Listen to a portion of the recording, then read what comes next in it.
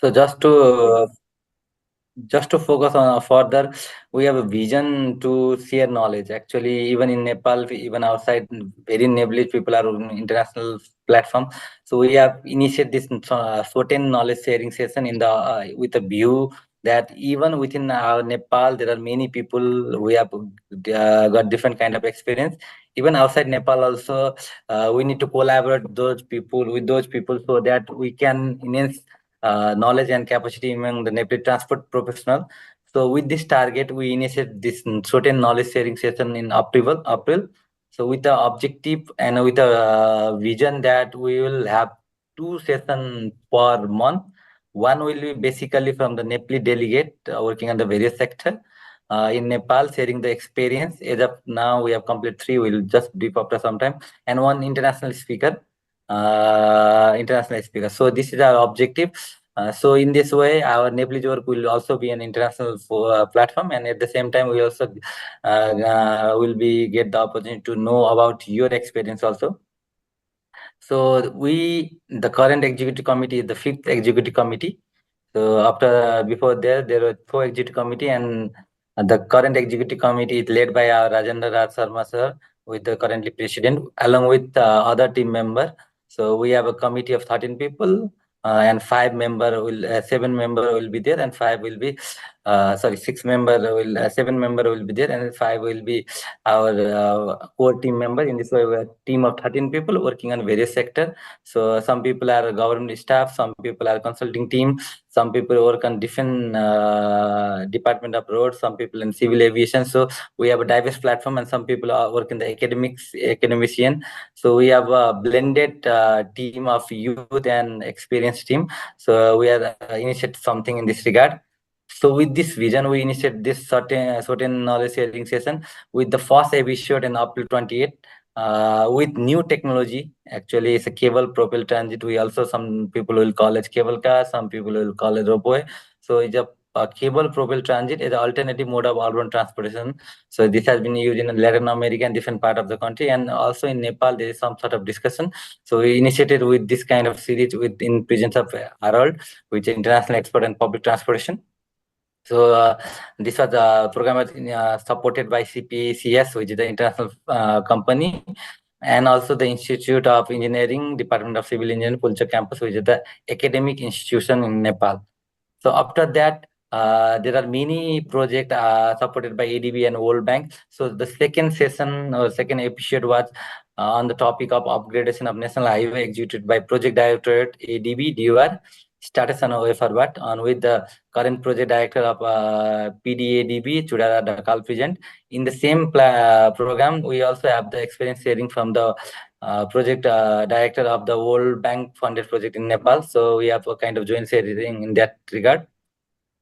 Third is that recently we have initiated this tunnel in Nepal in support of JICA. So with the breakthrough of Nagdunga tunnel, the third session will specifically focus on the tunnel engineering, specifically on road sector. So for that we have experienced people on in our team, Naresh Mansakke, which is also director of QRDC, Quality Research and Development Center. So he facilitated that discussion, and actually it was a very much learning to the Nepalese engineer to promote this tunnel technology in the hilly terrain, because Nepal is a hilly terrain. So this was also very useful. And we come to the fourth episode, and this was actually initiated sometime back in February 24 with the MOU between Society of Transport Engineers Nepal and Asian Transport Outlook. That co-team leader will also be sharing its experience toward the late. It also was in the seminar. In that seminar, we have a MOU where our past president Padam Badusai and the co-founder or co-team leader of the ATO, Sudhir Gota, was also there. We signed the MOU. Based on that, we have agreed, we have a plan to collaborate for various things in Nepal. So in that context, we already started our collaboration through collaboration in producing e-mobility profile. Actually, ATO will also discuss more thing about ATO later on. So Asian Transport Outlook in Asia, we do not have kind of data in one platform. So Asian Transport Outlook, you can visit the website also, where you can find everything, whatever published in public domain, it's available there. On that basis, we also collaborate with Asian Transport Outlook, and we co-produce e-mobility profile. Actually, they are on the Bazaar publication, so we provided our input with the database on Nepal, various members in Society of Transport Engineers in Nepal, such as Vivek Gupta, Vishnu Devkata, who were involved in this urban e-mobility kind of thing, were also supported for the publication. So recently we launched this e-mobility profile of Nepal. You can easily visit on the Asian Transport Outlook. On further, we have a mission of joint sharing. So this episode is also part of collaboration with Asian Transport Outlook. So this is we come to the fourth episode, where our topic will be benchmarking Nepal data trend policies for the climate mitigation and adaptation in Asian transport sector. So for this, we have collaborated with Asian Transport Outlook, and actually this is done in support of Sikaune, which provide us with the Zoom platform. And we are lucky to have Mr. Adwait Liwale, policy and data analyst, Asian Transport Outlook here. So this is our main objective, and this is just a trend from where we started to the current date. So just to brief a bit further, I will just like to introduce our speaker. So he's a skilled professional in data and policy analysis in transport and urban infrastructure. So basically, you work with Asian Transport Outlook. So you will also know a bit detail on the ATO later on. Just an overview, it is a kind of initiative from the Asian Development Bank and AIIB, where he handled comprehensive data collection and analysis of 51 economics and many cities, 460 cities, on which Kathmandu is also one of the cities, contributing to report knowledge product. You can find various knowledge product on the ATO website. You can have various database, various policy document, even of Nepal at that site. You can just visit the site, and he facilitated various conference, workshop, and this kind of thing.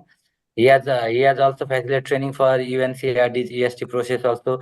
So he has a wide experience in urban infrastructure planning, and also conduct various stakeholder coordination. So he has a wide experience in this kind of thing. Again, with experience of more than 51 economies and more than 450 cities.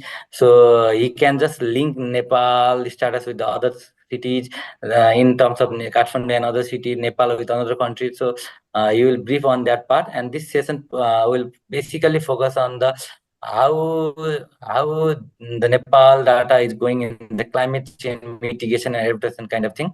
So we'll hear many things about the CO2 emission, energy consumption intensity, and other infrastructure resilience in context of Nepal, even in South Asia from him. So I like to introduce Advait, and want to hand over him for the further presentation. Thank you, Hemant. And first of all, I would like to congratulate SOTEN for making such an initiative start and work. So congratulations to that. I'll share my presentation now. I believe it is showing now. Hemant, if you could please confirm. Yeah, it's coming. Yeah, it's coming. Okay. Yeah. Now you can see. Thank you. Great. So good evening, everyone. I'll be talking about benchmarking Nepal, data trends and policies for climate change mitigation and adaptation in the Asian transport sector. The insights are derived from the Asian Transport Outlook, ATO, which as already talked about, which is already introduced by Hemant, which is an initiative funded by ADB and AIIB. We cover 51 Asia-Pacific economies and 460 urban centers or cities, of which 412 are Asia-Pacific and 448 are international for benchmarking purposes.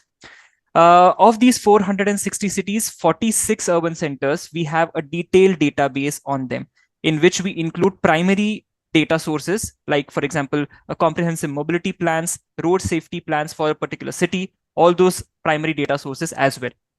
The threefold objective of the Asian Transport Outlook is, first, to support our funders, ADB and AIIB, to develop their policies. The second objective is to promote sustainable transport policy making in Asia, or these 51 Asia-Pacific economies.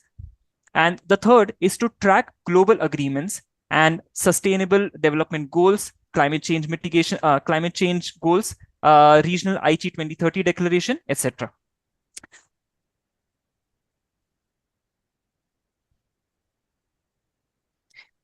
Yes, the ATO approach, it includes primary as well as secondary sources, which means that we include data from all the possible sources, all the sources available online. And it includes government data from statistical yearbooks, as well as data from other research products, and also includes data from MDB reports, etc. This is probably one of the initiatives which has multiple sources for one particular indicator. Very interesting example, for road infrastructure kilometers, we have got seven sources talking about road infrastructure kilometers. And we believe that that is just this is the only initiative in the Asia Pacific region that talks about a particular indicator from multiple sources. We cover multiple dimensions, modes, and scales. This is also one of the only initiative which integrates data as well as policy information for these 51 economies. As you can see on the chart on the right, we covered dimensions ranging from infrastructure, activity and services, access and connectivity, also the externalities like air pollution, road safety, climate change, and also economic impact. In terms of scope, we talk about Asia Pacific as a region. We talk about national scale, rural, urban, also project level information. As already said, we have data as well as policy information, but we also have some information about the institutional structure, the financing, and the outlook for 2030 and 2050. Under the products, we have a national database, urban database, policy trackers, for which we have covered 26 economies as of now, and we aim to cover all the 51 economies by next year. We also have cost database, which includes 1,000+ projects for all the infrastructure, ranging from road infrastructure, rail infrastructure, HSR, urban transport as well. Then we have a number of knowledge products and tracking reports, which you would be able to see by visiting asiantransportoutlook.com, our website. Just a brief introduction of our team. The Asian Transport Outlook is co-led by Sudhir Gota and Connie Hoizenga. We have Alvin Mejia as program manager, and the researcher support is provided by Mel Eden and myself, and we also have Benjamin Soko. From the ADB and AIIB, we are kindly supported and guided by Mr. Jamie Leather from ADB and Andres Pizarro and Manuel Bernard from AIIB. Now, to start with the topic, Nepal transport sector key drivers. What do we see is between 2000 and 2022, the population of the country grew by 1.2x. The GDP grew by whopping 4 times between 2000 and 2022. The infrastructure, or majorly the road infrastructure, it also grew in alignment with the GDP, that is by 4 times. But the vehicle ownership, take a look at this number. It grew by 6 times. Infrastructure grew by 4 times. Vehicle ownership grew by 6 times. So what it means is there are more vehicles per kilometer of road as of 2022. So that means added pressure. Now we take a look at fossil CO2 emissions. The other sector, fossil CO2 emissions, grew by 4 times, but the transport fossil CO2 emissions grew by 7 times. Now, when we compare this graph, we see that in the case of Nepal, probably this is one of the unique cases where transport is growing much faster in terms of CO2 emissions. It is leading the fossil CO2 emissions growth. Now, what might be the reason for this? We see that in the case of Nepal, the mode share and the source share are highly concentrated. The chart on the left, it talks about energy consumption share by mode. More than 99% of the transport infrastructure energy consumption is by road subsector. And of the energy consumption, more than 99% is by coal. We see hardly like 0.1%, which is by biofuels and waste and other sources. So this is probably one of the causes that talks about the chart shown earlier. why the transport fossil CO2 emissions are growing 7 times compared to the 6 times of vehicle emissions growth. Let's take a look at this one. This slide talks about the total transport energy consumption intensity. In this chart, we are benchmarking Nepal with all the other Asia Pacific countries. In this, what we see is Nepal grew its total transport energy consumption intensity the highest between 2000 and 2022.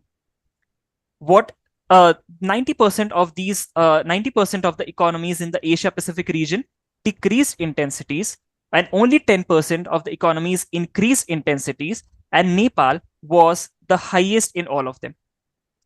What this necessarily means is there is more transport energy consumption being undertaken per unit of GDP, and the growth is increasing. This next chart, it talks about the carbon intensivity. We see that in the case of Nepal, which is a very unique case, the global the global and the Asia Pacific are decreasing the carbon intensivities, but Nepal, on the other hand, is increasing it. So before and after 2015 picture, if we compare, after 2015, the global and Asia Pacific as a region as a whole, on average, it decreased the carbon intensivities. That is, there were lesser carbon emissions per unit of GDP from the transport sector. But in the case of Nepal, it has increased, and it is about 5% since 2015 to 2021. Benchmarking this along with all the other Asia Pacific economies, we see that Nepal emits about 39 grams of carbon dioxide from transport sector per US dollars, compared to, say, its neighboring country India, which is at 25. Nepal also emits higher than the Asia Pacific average, that is 37. As a summary of this slide, what we see is that Nepal is increasingly coupling the transport fossil CO2 emissions with GDP. In this chart, you would see the countries which are highlighted in blue are from the South Asia region, which majorly lie in the relative decoupling zone, whereas Nepal is increasing its coupling with the GDP. Transport CO2 emissions is growing in tandem or more than the GDP growth. Now, let's take a look at the resilience challenge. How is the road infrastructure in the case of Nepal? The picture that we see over here is Nepal is underserved with road infrastructure. Nepal has got 3.6 kilometers per 1,000 population as of 2022. The Asia Pacific, on an average, it has much higher road infrastructure per capita since 2015 and also 2022. Now, the implication that it has on access to rural population. In Nepal, only 69% of the rural population has an access to all-season road as of 2022. Comparing that with Asia Pacific, it is to 82%. So Nepal is lagging behind in the rural access indicator as well. Asian Transport Outlook has developed green roads profile, and you would be able to see Nepal road profile. If you visit our website, it's one of the profiles that we have developed for the country. Now, what does access have? To do with the climate change mitigation? What it necessarily does is, as there is lesser access, it reduces or slows down the growth of renewable energy penetration into the sector, and that is why it is one of the indicators which is responsible for increasing carbon intensivities, for increasing energy consumption intensivities, etc., the way we saw in the previous slides. The Nepal's road infrastructure, that is at 3.6 kilometers per per 1,000 capita, that ranks highly vulnerable as well in terms of climate adaptation. In terms of its index, it is at 0.51, which is among the top 15 countries. And if you see the list of countries in the top 15, most of them are SIDS, small island developing states. So Nepal ranks much higher in terms of road infrastructure vulnerability.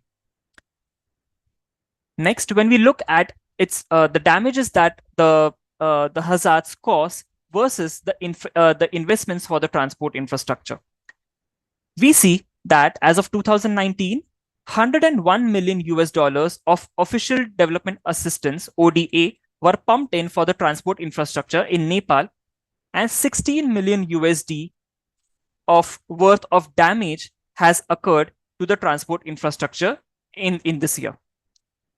It means that the money that is pumped into the transport infrastructure versus the damage that is happening, the economy is much vulnerable or very sensitive to the climate change.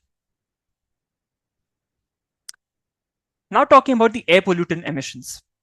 What we see over here is Nepal is on ever increasing trajectory, but better compared to CO2. Where CO2 grew by 7 times, the air pollutant emissions or the NOx emissions that grew by 4 times. The share of road transport emissions in the total NOx emissions, that is also increasing. It is about 30%. 30% of the total NOx emissions is from the road transport sector.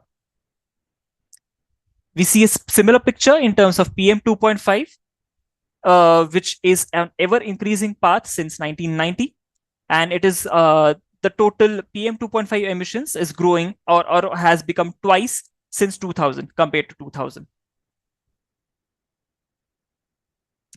Now here, I would like to point out that there is a good picture as well. We are coming to the policy part now. This chart talks about the transport policy landscape across 26 economies, the sample that we have conducted policy analysis for. So here we see that overall, the transport policies are becoming more comprehensive. So it means that we are not necessarily talking only about infrastructure building, access and connectivity, but we are also talking about other things. The average number of policy measures per document, that has also increased since before and after 2015, which is a very good picture. Now, talking about the diversification of policy. On the left, you see Asia Pacific. On the right, you see Nepal specific. For Nepal, you would see that the middle portion or the middle band of this column, it is wide compared to Asia Pacific region. What it necessarily means is Nepal is improving in terms of transport system planning and other related measures. For example, transport planning, transport related information, technology, and institutional measures as well. Now, this is kind of a key highlight which many of you might not be aware of. When we talk about SDGs or when we talk about Paris alignment, we directly refer to the NDCs or the VNRs. But under our analysis, what we found out is 94% or more than 90% of the measures lie outside of these key policy documents. And where do they lie? They lie in country policies. For example, transport policies, subsectoral policies, and various other policy-related documents. Also, in the case of Nepal, we see that 94% of the climate change mitigation-related measures are outside of NDCs and LTSs. Similar story with SDGs. 99% of the SDG-related policy measures are outside of VNRs, voluntary national reviews. With respect to climate change, mitigation versus adaptation, this is a continued storyline that we have been seeing. The graph on the left talks about Asia Pacific as a whole, where we see that climate adaptation remains a subdued focus throughout. The story is continued in Nepal as well. Climate change adaptation is much much less referenced in the policy documents as compared to climate change mitigation.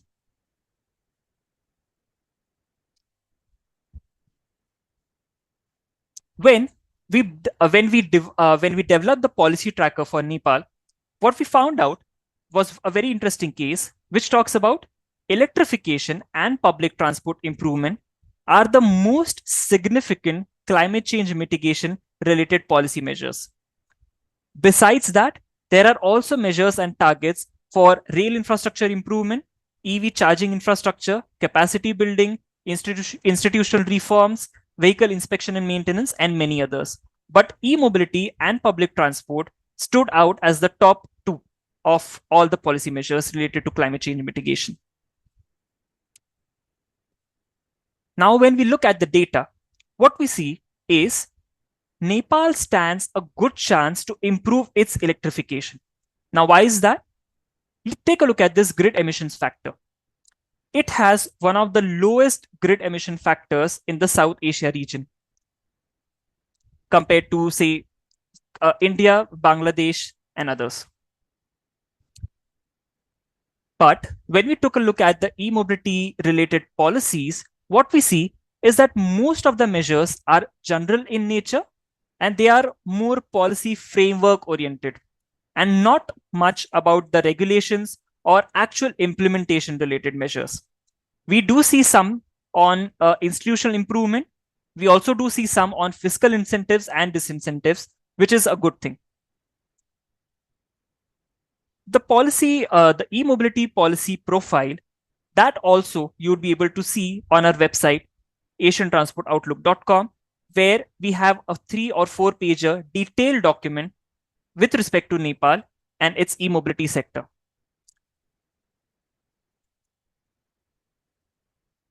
Looking further at some more data, what we see is the vehicle stock is very slowly reconfiguring. In the case of share of electricity consumption in total transport energy consumption, what we see in the case of Asia Pacific is Asia Pacific region as a whole, it increased the share of electricity consumption as a share of total transport, but it is still lower than 1%. In the case of Nepal, we see that it is 0.01% as of 2020. The share is on a declining trend, but we have data only limited to 2020. So that's why it is early to describe the future story about it. Interesting thing, National Action Plan for Electric Mobility was published in 2018. So it would be interesting to see how the story unfolds after 2020 when we have the right data. Now, specifically talking about the electric vehicle trends in terms of imports, what we see is the electric vehicle imports grew from 4 million, it's in terms of USDs. So it grew from 4 million to 58 million as of 2022. And in terms of actual imports of vehicles, it grew from 200 to 4,000 plus as of 2023. But the point to note is that it is still below 0.1% as a share of the total registered vehicles. But it is growing, so that's a good picture. So the key highlight of this slide is the vehicle stock in Nepal is slowly reconfiguring. Now, talking about the bus growth in terms of public transport. By the way, the intention to highlight only these 2 points, electrification and public transport, was that in terms of climate change mitigation measures, we saw that electrification and public transport were the two highlighted, or were the top 2 points or the top 2 policy measures when we talked about Nepal. But what is actually happening in terms of bus growth? The data shows that probably the trend is concerning. This chart talks about the import values and the growth of the import values. After 2020, we do realize that the COVID impact set in and the growth slowed down, but the other road vehicles took up and this has reached higher point compared to the 2020 levels. But bus growth is really slow. And this is a concerning picture. And if the trend continues, it might endanger the public transport system as a whole. Under the policy tracker, we have detail insights, or we capture the text that is there from the policy documents. The first chart on the left, it shows or it talks about the number of or the variety or diversity of policy measures that we are tracking. So this ranges from e-mobility related targets and measures, renewable energy, public transport, transport financing, roadside vehicle checks, road safety related, everything. These are a few of the examples which talk about the measures, the way we code them. So for example, this shows the typology of measures. So we have measures related to adaptation transport laws and regulations. We have measures on biofuels, which is talked about in the National Energy Strategy of Nepal. We also have public transport electrification related measures, which is coming from the LTS. We have also vehicle scrappage measures, which is coming from the National Action Plan for Electric Mobility. To talk about the targets that are recorded in the policy tracker, look, for example, the general e-mobility target.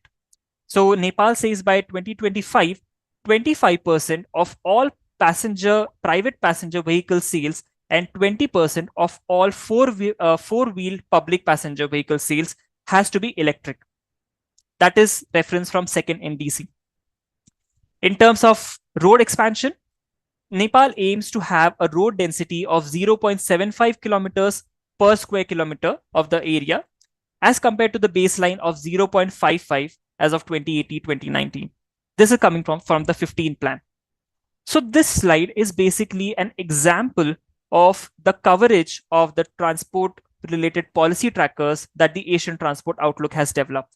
And we'll be more than happy to share much detailed insights on this as we move on. Another example is we can track the SDG related progress. This chart talks about the SDG related priorities and how different countries prioritize different SDGs based on their perspectives. So in the case of Nepal, what we see that with respect to the 26 sample size that we have conducted, Nepal is focusing highest on building climate resilience, on road safety improvement and air pollution measures, on institutional strengthening and financing. But what it is lacking is in terms of rural access improvement and fuel intensity improvement, also fossil fuel subsidy elimination.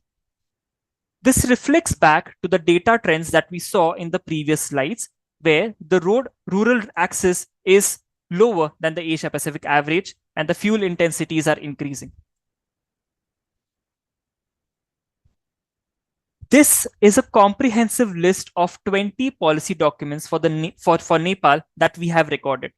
Now, this includes transport laws and legislations, transport policy, subsectoral policy, and all the other transport related policy documents. We would request all the members to kindly take a look at this. We'll be sharing the presentation with you, and please revert if we have missed any of the policies. So as of today, Asian Transport Outlook has developed these policy profiles for 26 economies, which includes 500 plus documents and 7,000 plus measures. So that's a huge number. So it indicates that they are highly comprehensive in nature. So if you would like to take a look at it, we would be more than happy to have another presentation on that specific topic as well.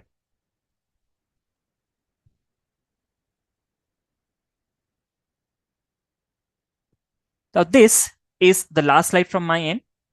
On the Asian Transport Outlook website, you'd be able to see 5 types of transport profiles developed for Nepal, which is transport sector profile, climate profile, road safety profile, e-mobility profiles, and green roads profile.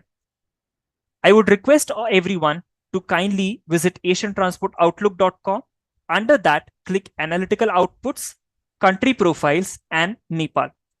You'd be able to see all these 5 profiles. And if you're willing to know more about it, I would highly recommend to write to us, and we'd be happy to answer any of your further questions.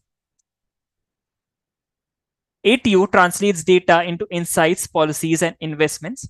And as an agenda for us, We are always there to support the transport community, and we welcome any kind of presentation request and any assistance that you would require in an ad hoc manner as well. So please feel free to reach out to us by writing on these emails. Thank you. That would be all from mine. Thank you. Thank you so much. So, thank you so much for the excellent presentation. So, I think we already have one question. So, I just want to highlight that if you want to raise your own question through physical platform, let's say by you can just react. You can go to the React and there is a raise hand, and we will let you to speak. Alternatively, you can also ask the question through the chat platform.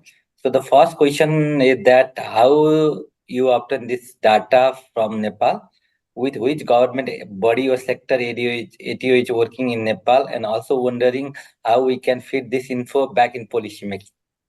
Thank you, Prem Lamsal sir, for the question. So you can also look at the chat. Yes. So basically, the question is about how you obtain the data. Yes. Yes. Which government? Yeah. Yes. Thank you. Thank you for the question. So to briefly answer this question would be that we obtain the data from primary as well as secondary sources. So we, for example, just in the case of Nepal, we downloaded the statistical yearbooks from where we obtain most of the data. We also visited the transport and the related ministry websites in which we have the publications, like for example, annual yearbooks, where we obtain the data from. So besides primary, we also have data from secondary sources, which includes a range of reports and, for example, other organizations which publish their annual reports. So we have data from IEA, we have data from EDGAR, World Bank, ADB reports as well. So it's multiple sources that we collect the data from. And the policy information, as I said, it is coming from the 20 listed policy documents that I showed in one of the slides. I would request Sudhir if there is something that he would like to add on to. Yeah, thank you, Advait. Thanks for this question. Actually, yes. So we collect the data from multiple sources. So data collection is whatever we can find online from reputable sources, be it primary or the secondary, we collect it. But the question which I wanted to answer was, how do we take it to the policy making? Now, Asian Transport Outlook is a non-advocacy related initiative. We don't tell the government or we don't tell any stakeholder that what kind of recommendations are we giving. We don't give recommendations. What we do is we are also a tracking instrument for the UNCRD EST process. So what we are doing under the EST umbrella is to track policies. So the reason we track all these policies is to track the performance of the different countries under the Aichi declaration, which I think 22 member countries from Asia have signed in, including Nepal. So every year or every 2 years, when the UNCRD EST meeting happens, what we do is we provide the analysis, what we have done, to the country officials who come to that particular meeting. This year, the next EST forum would be in Manila in December first week. Before that, what we are going to do is we are going to take the analysis and we are going to route it through the UNCRD EST process to the country stakeholder, to the country ministries, so that they can look at all the policies, the kind of analysis which has been done in Nepal vis-a-vis other countries, and if they want to act, they can act. The second way of influencing is what we are doing today. We are talking to you, SOTEN. We have these kind of MOUs with some of the other research organizations, other professional organizations in different countries. We talk to the various other partners and the stakeholders and try to reach out to them so that they can use the knowledge and try to do advocacy and try to influence the policy so that the policies becomes better over time. So the knowledge is useless if it is not being acted upon. And this is where having these kind of conversations on a Sunday evening, which shows that the passion, the 40, I think at some point there were 43 people in this particular call. This is the first time we saw such a big participation on a Sunday evening people trying to know more about what is happening in terms of transport climate mitigation. And I think this is where I think you can use this particular information. You can ask for more information, and then you can use it for doing better, for implementing, and for advocating better policies in respective countries. Thank you. Right. We also have two more questions. I think before that, I just want to highlight one thing. The main objective of the discussion sometime back with Sudhir was also that there are, because ATU relies on the published database, this kind of things. So SOTEN, at least from the Nepal perspective, they can put some data which may be missing, which is not on public domain, public but not available in the public domain. So we will provide them with this kind of support. Maybe with e-mobility profile, we support it in revision of some kind of database. They have already asked for our input on the climate profile and also road safety profile. So we'll also work on that part. So this is a kind of initiation that will at least revise some database which may be wrong in some of the published domain. So this is the kind of collaboration which will go further. So I think this, I just want to add those things. And second question will be, could you please elaborate on the green road profile? Is this a rural road or road with environmental consideration?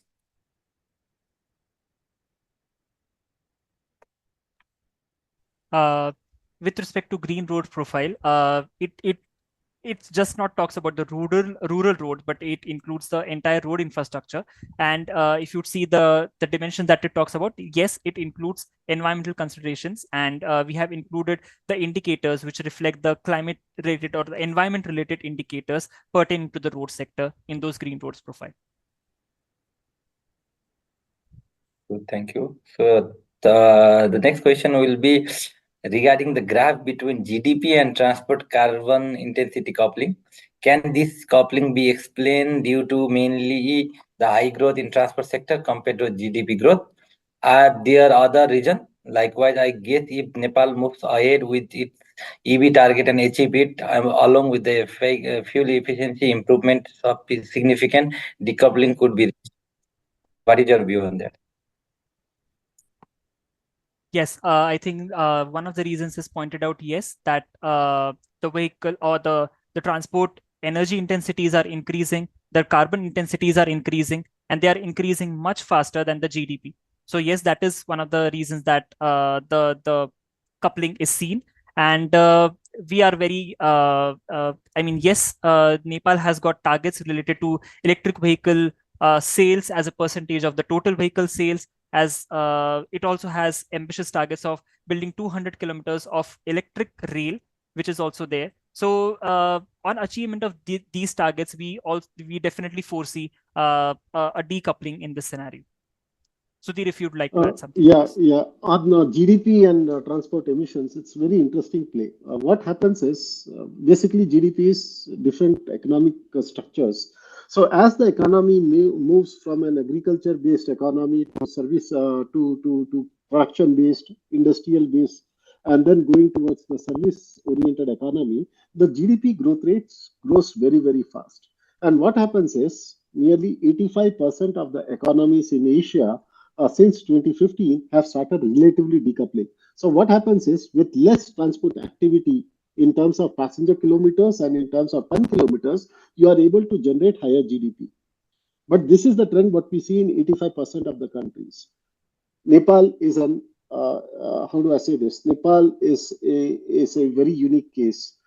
Nepal is the case, but we are seeing is that in spite of GDP growth rates being high, the transport growth rates are actually much higher than the GDP. So this is, we see relatively coupling of economic growth with the transport activity.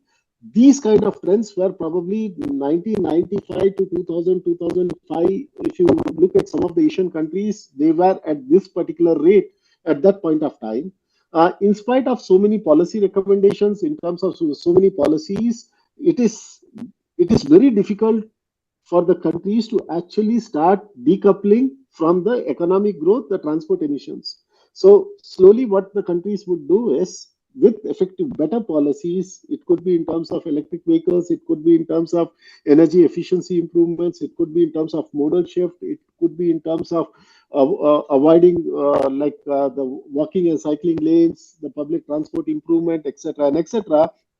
What you could do is that countries are able to arrest the transport emissions growth, try to restrict it, and what will happen is the income levels keep increasing, and then there is a relative decoupling. And many of the countries now have started absolute decoupling. The high income economies, especially, we see absolute decoupling.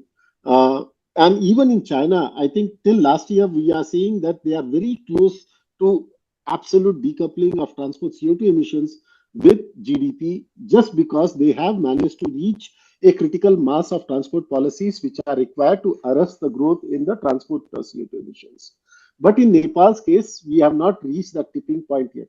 So what you need to see is that over the next few years, probably as the policies implementation will intensify, you will see that transport emissions will start growing slightly slower than the economic growth, and automatically you will see relative decoupling and absolute decoupling. So there are many different factors here. How the economy transition is happening, how the transport sector transition is happening, what kind of modal shift are we seeing, whether the people who are initially walking, cycling, now they are going for the two-wheelers, from low power two-wheelers to high power two-wheelers, and from high power two-wheelers to probably cars.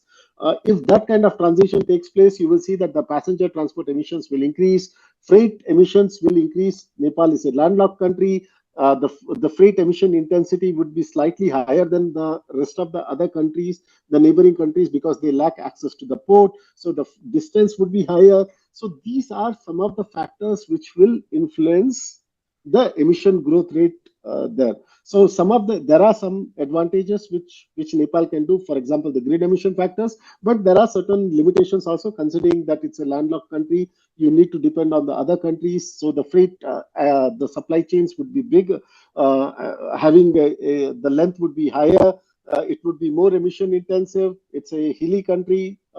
Emissions would be relatively higher compared to plain areas. So you have those kind of challenges. But I think what will happen probably is, if the policy implementation intensifies, if the energy intensity starts decreasing, the carbon intensity of the transport sector would start decreasing, and you will see the relative decoupling happening. 85% of the countries in Asia have managed to do that. So Nepal is it's a unique case, but I think we might reach that tipping point within a few years if the policy implementation is intensified. Thank you. So thank you. So I think you more or less answered the another question also. It was related to how transport infrastructure in Nepal be made more resilient to climate change. I think more or less you covered the answer. So regarding another question of if ATO had any access to division of road transport, I think as that already mentioned that they all rely on the published database kind of thing rather than discussing with the government agency. They rely on the published database.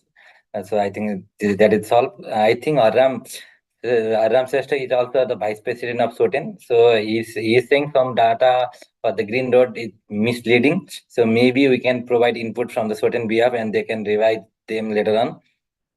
Because Aram Srestha has a long experience in green road in Nepal, so he has a good database kind of thing. So maybe we will support from the SOTEN to the ATO. There is another question regarding if the ownership and management of buses and other vehicles meet the required standard, how are we addressing public transport for the future? Are there any policy suggestions considering climate change impact? So that is the question regarding public transportation and climate change. This question from Anil Kumar Mishra.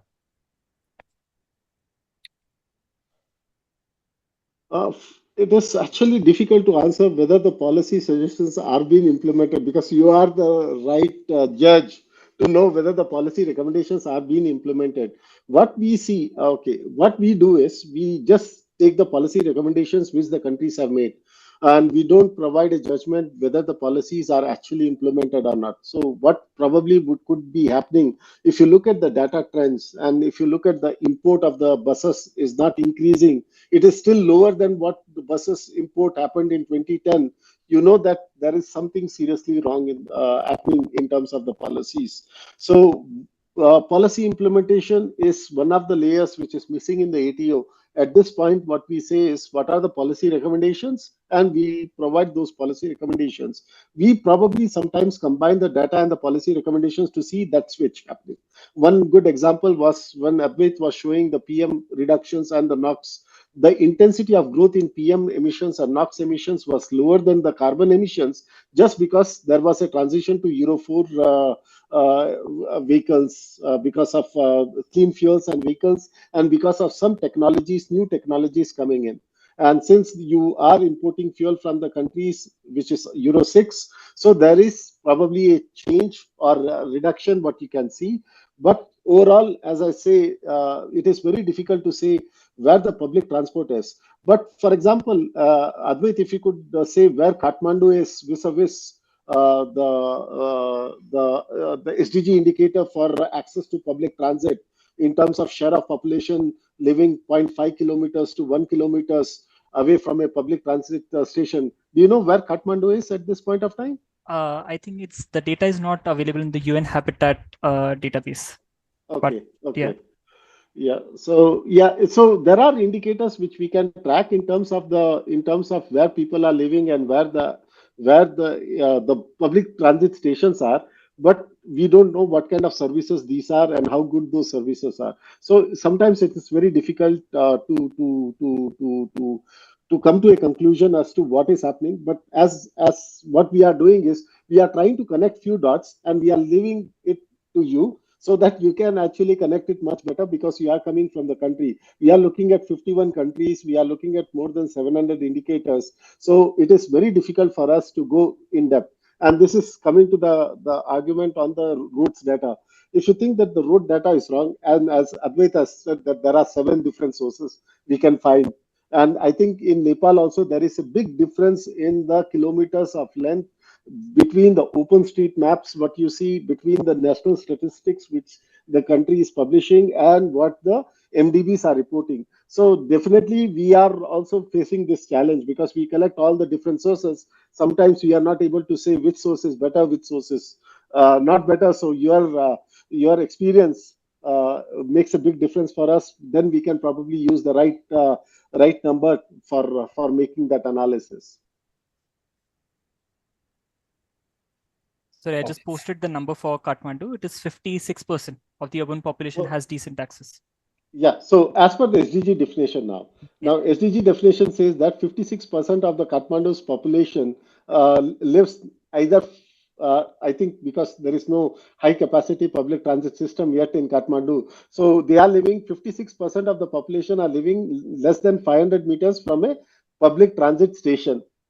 But like as I said, it is very difficult. Living next to a public transit station is different from whether the services are actually there or not.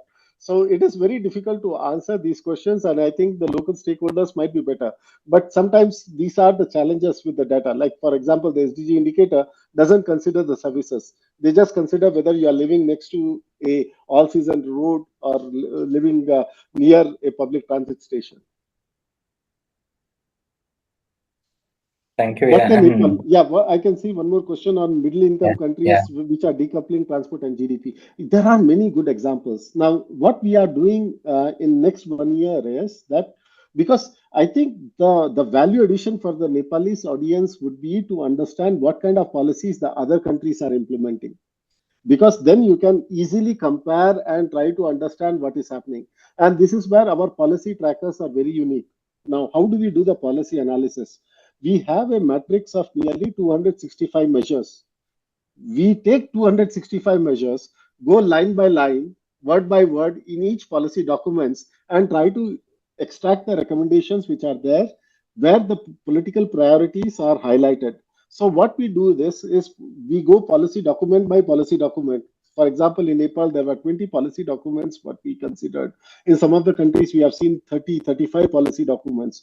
We go document by document, try to do this analysis, and then when you have a when you combine this analysis from other countries, you can actually learn a lot. You can actually learn a lot. So what we are doing next year is, since the policy analysis is not yet published and we are still reached 26 countries, we still need to cover 51 economies. By mid next year, what you will have is a policy atlas coming from the Asian Transport Outlook. Now, what will this policy atlas do? This policy atlas will provide easy to way, you can easily search what is India doing or what is China doing in terms of electric mobility, in terms of public transit, in terms of road safety, in terms of climate change mitigation, or if there is a specific goal which you want to see. For example, how the countries are improving climate resilience. Like today morning only, I was reading about Thailand, and you can see that there are some recommendations which they have made. Like for any new infrastructure which is coming in, has to be built based on a new guideline on climate resilient design standards, and the construction specifications the country is changing. So what is happening is you can learn a lot from different other countries, and this one way is to do and try to see what the good countries are doing. For example, what is Japan doing, what is China doing, and you can learn from them, and then you can try to see, understand where we are and what kind of changes do we need to see. When you have the data, when you have the policies, you can combine them and come up with these kind of narratives.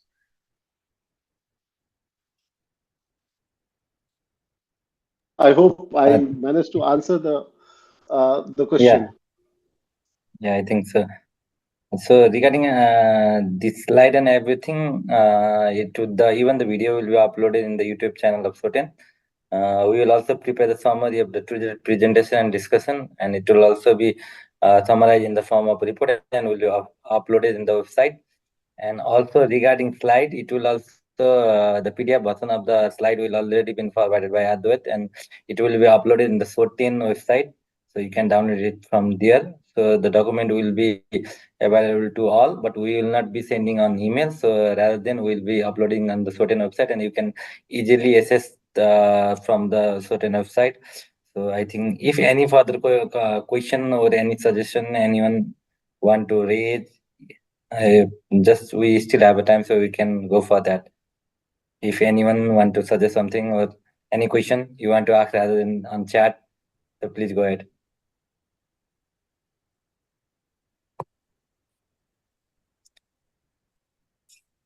I think we have significant discussion also. It was a 30-minute presentation, and we have almost 20 minutes for the discussion. So it was a kind of good discussion. So in the meantime, if there is any question, you can just write in the text also. So this is just the beginning from the SOTEN, and also a collaboration from the ATU and SOTEN. There is a lot more plan for the future. So there will be some this kind of series from the ATU and SOTEN collaboration, and also they will be working on the revision of some profile, also mentioning like climate change profile and this kind of thing. So we have already something in the mission of vision also. If you want to have a direct communication with the ATU, you can directly communicate with Advait on any kind of database. So if you want to support from the SOTEN, we can also provide some documentation from our side also. So going forward, I would like to request Sudhir Gota. So just to brief, I think Advait already brief him about him. So he is a good team leader. So he has a wide experience on everything, and even has a significant experience of the Nepal. So you are there in the February seminar of Nepal, where he presented more of all the policies related to Nepal. So I would like to request him for his remarks regarding this collaboration and our future way forward also. Thank you, Hemant, and thank you, Rajendra Sharma ji, for this opportunity. Now, what we saw and this, as Hemant said, that these are the initial analysis. We can actually go in depth by topic to topic and try to understand what is happening and benchmark Nepal with other countries. So, for example, it could be electric mobility, it could be public transit, and try to understand where the country is and what is happening. So, the main, if the key takeaways for me in this particular the storyline, what Advait did fantastically was that Nepal is a kind of unique country. The reason I say it's a very unique country is on a Sunday evening we have like 43 people attending and trying to learn what is happening in the country with service other countries and how you can improve it, means that there is a lot of passion in SOTEN and SOTEN members in trying to understand what is happening and trying to implement what the other countries are doing and try to learn the right lessons from different countries. So this is where the data and the evidence comes in.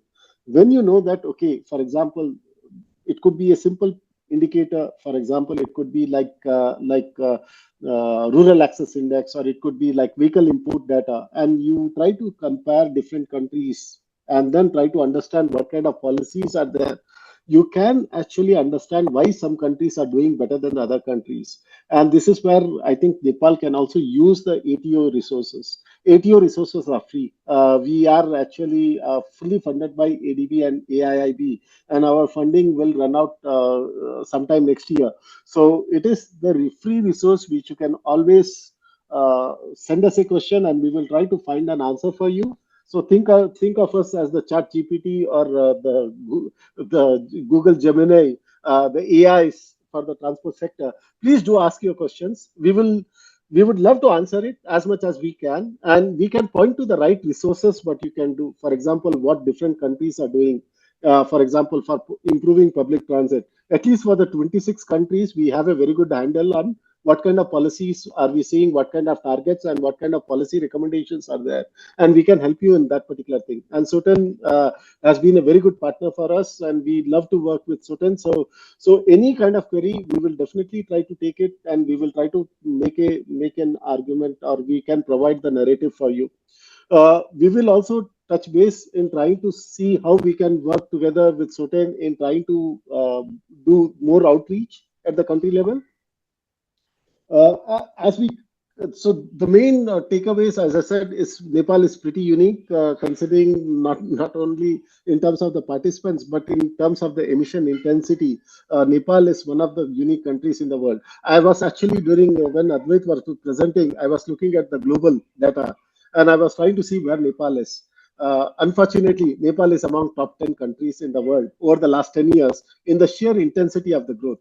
Nepal came at number 6 in the entire world in terms of sheer intensity of CO2 emissions growth. So it's really it's the stakeholders really need to understand what is happening and try to implement the right solutions. And I hope Advait has provided some insights which you can take home on a Thursday on a Sunday evening and think about it, and do let us know if you have any more questions. And I would like to say thank you to Hemant and Rajendra Sharma ji for this opportunity from SOTEN side for the ATO. And yeah, thank you. Thank you.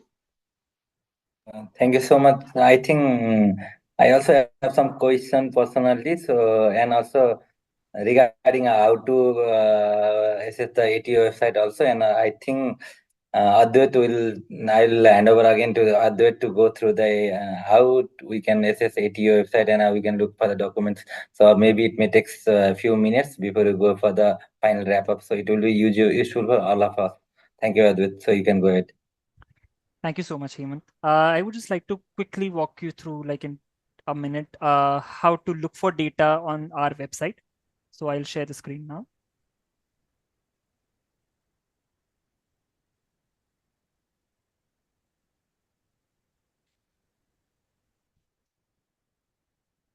Okay, so this is how our website looks like. This is the homepage, asiantransportoutlook.com. You can just type in this would come up. So we have got databases and analytical outputs. So under databases, as I said, that we have national database, transport policy database, cost database, and urban database. Under analytical outputs, we have a number of reports and knowledge products as well as profiles. So just a glimpse of the country profiles that I was talking about. So under analytical outputs, if you click ATO country profiles, it would lead you to this page, which gives a comprehensive list of all the economies and all the profiles. So now I'll click Nepal. Upon clicking Nepal, you will see these 5 profiles that are available. If, for example, I click e-mobility profile, I hope I'm still sharing the e-mobility profile now. So it shows the e-mobility profile, which is a 5-pager document, which gives in detail data as well as policy information for Nepal country. And it also gives a list of references in which you can go through and check for yourself if there is any further data that you would like to go through. So this is the e-mobility profile, for example.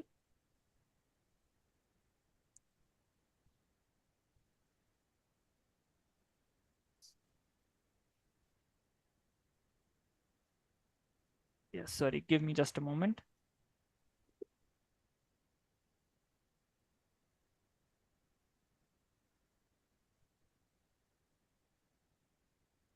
Yes. Now, if you want to go through the national database, for example, so you just have to click databases, ATO national database. It will open the home page or the landing page of the ATO national database. Click on explore data. Under this, you just have to filter the economies that you want to have the data for. So this lists down 51 economies. You can type in or select any number of economies that you want the data for. Then click indicators. You can filter out the list of indicators, just for example, road. So all the 113 road related indicators will pop up and you can select all. You can also type, for example, freight, and all the freight related 24 indicators will pop up. You can select everything. Under time, also we have a selection for the horizon. You can select all, or you can select the recent 10 years, recent 5 years, something like that. So I'm selecting recent 5 years, for example. And under download, you have an option to download as an indicator view. So it will download the data like per tab. There'll be one indicator per tab and all the selected economies that we have done. The second option is country view. So one tab would be for one individual country, and you can download it as an XLSX or CSV or JSON, the format that you would like to. So this was a quick review. If you have any further questions on this that I can quickly answer, or I'll hand over to Hemant for the further session. Thank you. Yeah, thank you so much. So I hope this will be a kind of overview, and we'll go in detail of whatever document is available, and we'll reach out to you for the further assistance if required. And in the meantime, if there is any suggestion from the SOTEN member also, so in any of the policy document related to Nepal, we will also provide on the behalf of SOTEN, or else people can also directly give you suggestion. So once again, thank you, Advait, Sudhir, and the entire ATO team. So this is just a beginning for the audience. Now we will have electric mobility related kind of thing in near future, and also we'll be working on the joint knowledge project towards the end of the year. So this is a kind of commitment from our side. So going further, so I think we just want to ensure that the program complete on time. So I'd like to request our President Rajendra Raj Sharma for his concluding remarks and closing the program. Thank you so much, everyone.